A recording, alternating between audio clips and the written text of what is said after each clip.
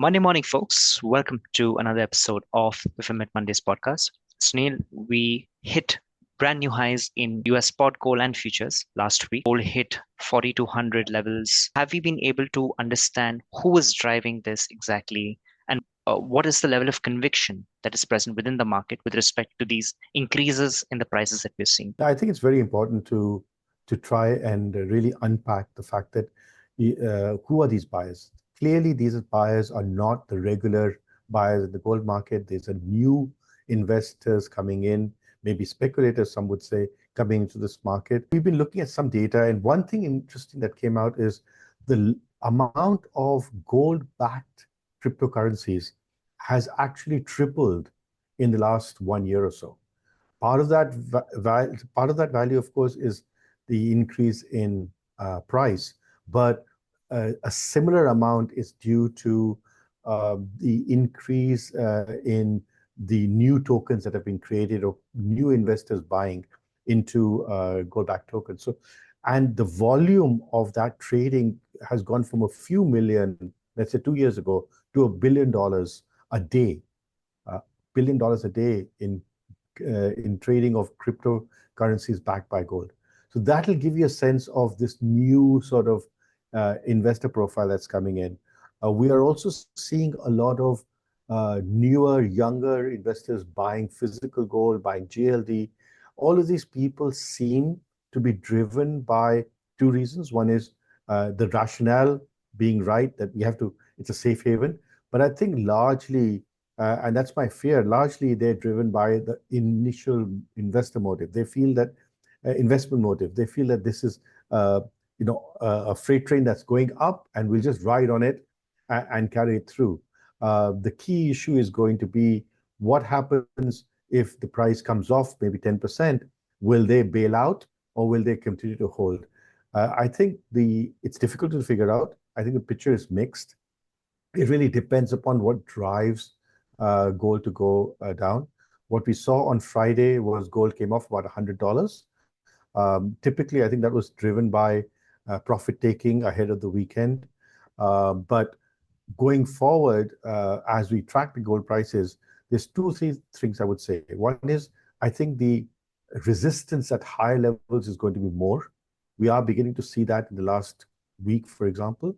So unless new investors come on board, you are going to see some resistance.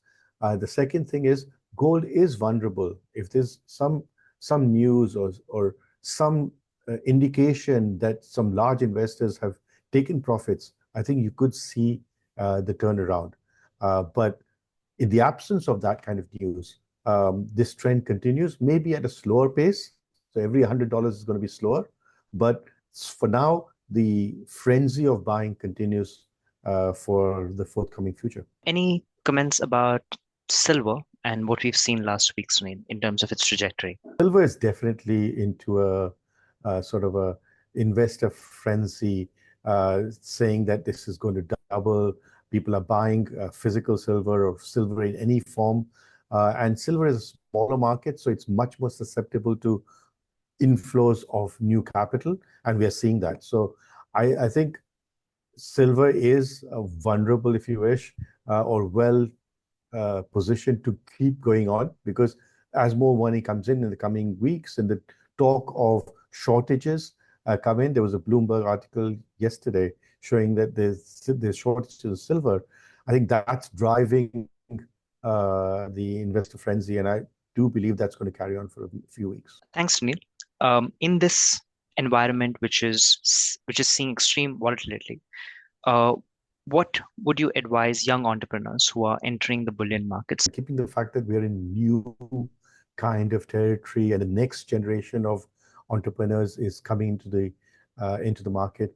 Finmet is actually holding a Bullionaire seminar, a workshop in Dubai in November, and it's focused on giving context to younger business people who are entering their family businesses or taking over more responsibility in their jewelry or gold trading businesses, and to basically explain to them what's happening in the environment, what are the kind of best practices in terms of trading, technology, brand building, compliance, all these aspects that are becoming important in today's business.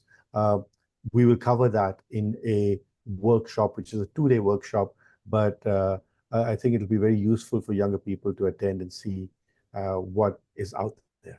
Thanks, Neil, for that. For those who are interested in registering for this workshop, the link is in the description with all the details of the venue and what we're going to be covering in the workshop. Please feel free to check the link in the description, understand the details, and register yourself. So, Neil, thank you once again for tuning in and offering your opinions. Let's see how the markets play out the coming week. But till then, thank you so much and goodbye.